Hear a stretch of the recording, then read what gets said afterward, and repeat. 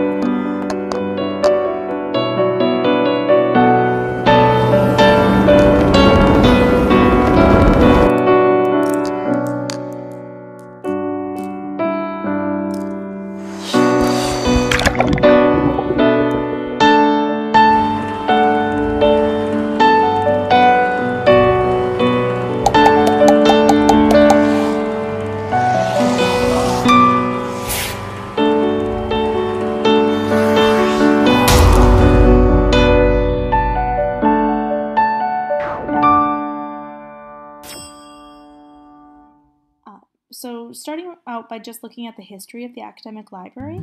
Historically, this was not a place where teaching took place.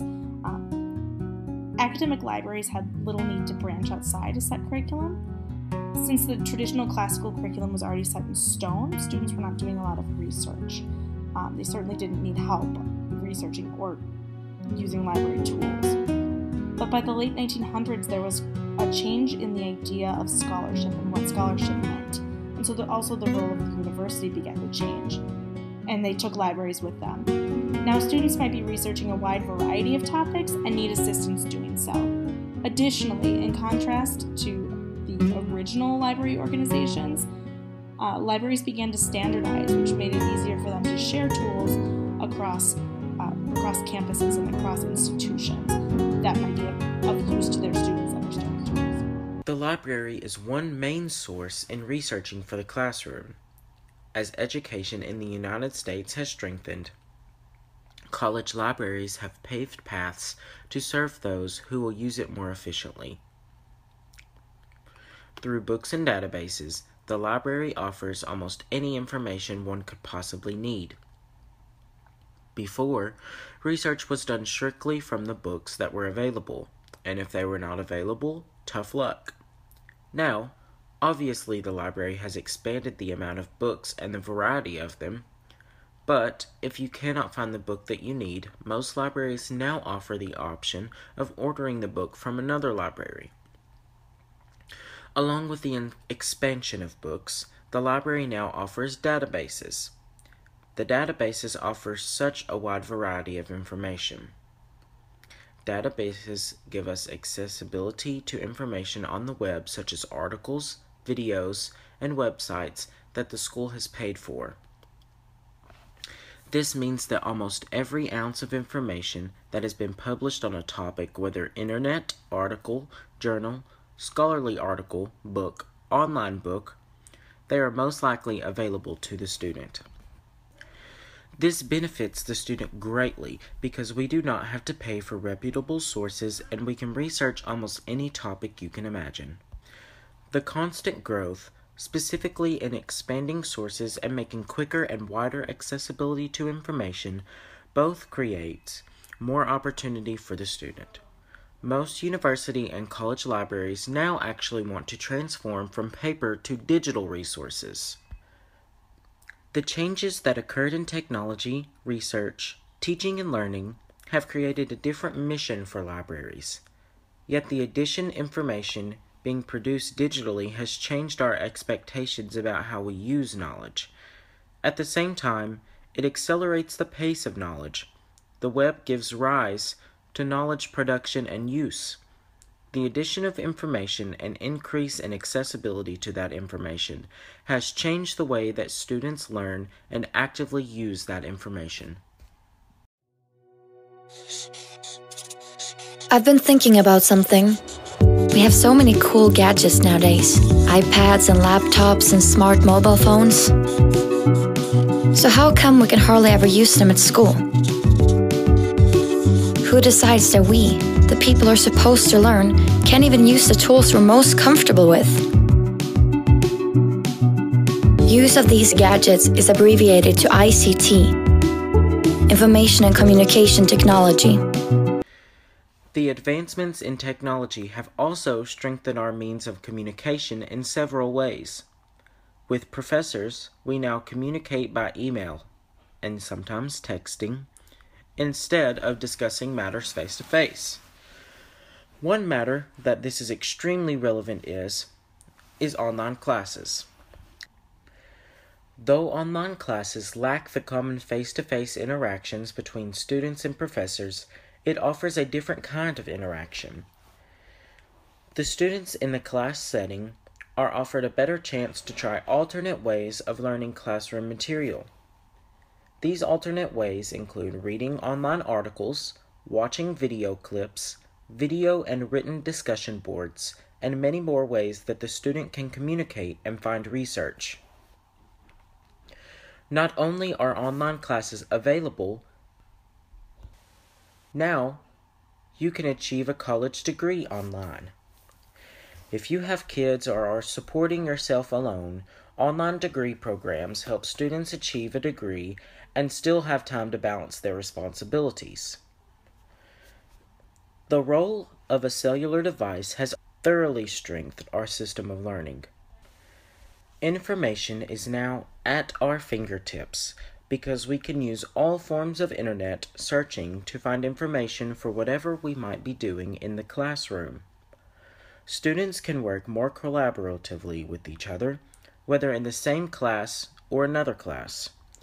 Technology has also offered us classes to be able to learn different languages. Whether through a college, university, or online website, we can now learn different means of communication in order to connect with individuals from all around. Technology has completely modified the way students and teachers access information and learn within the classroom. Let's take a look at the advancements in technology since public school was created. Oscar Chavez, an assistant professor of the mathematics education in Department of Learning, quoted the integration of technology perfectly. There was once a time when a piece of chalk and a blackboard were the only technological tools implemented in a classroom. Then along came computers, and keyboards replaced chalk while blackboards morphed into blackboard. Originally, assignments and projects were done strictly on paper and turned in with paper. However, we now use various forms of internet and software to complete and submit assignments. New technologies allow students many ways to convey innovative ways to learn that would not otherwise be possible. These new learning styles would be impossible to give every student without the technologies available for the classroom. These technologies allow us to teach in the old or new styles available, making learning more adaptable and capable for every student. There are multiple ways that the new technologies have made their ways into the classroom, each being able to assist the student in the learning process. The typewriter, computer, calculator, television, and internet have all changed the classroom environment, allowing for an easier way to research and communicate, not only between student and teacher, but also between student and student. Without these technologies, students will be able to still learn the materials of the classroom, but will be disconnected from the way the workforce uses these in technology. This means that the new technologies are a vital part of the classroom. Even education-based apps are now available for anyone who has a smart device. These can offer many different styles of learning, strengthening cognitive learning, and other ways to help individuals grow. Students can purchase several apps for multiple purposes. Educational apps offer means for you to take notes in a specific manner, and there are even some that record the lecture and allow you to highlight something that the professor said that you found important. There are even apps that have been created in order for the student to better understand something that they might be struggling with. Andrew Essex explains this way. Other software that has been created has helped us create documents and further our learning. An example of this would be the advancements in word processing. Some students use Word to take notes in class. However, the main use of Word is for students to type assignments and papers in order for them to be submitted online. From reading on paper to reading on a screen, there are many advantages that have come into play. In the past, teachers more than likely use a chalkboard in order to teach a new curriculum in the class. Now, although whiteboards are still present, teachers mainly use a smartboard. Smartboard gives the teacher direct communication with the computer, which means the internet websites, databases, and documents can be displayed to the classroom. This means that they can use all forms of internet to add to the information that they are teaching within the classroom. Although paper is still a huge part of the activities in the classroom, students heavily rely on software to write and display information to others.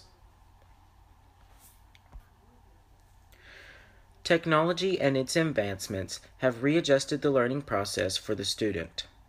Whereas technology used to be scarce in the classroom, it is now relied on by many students.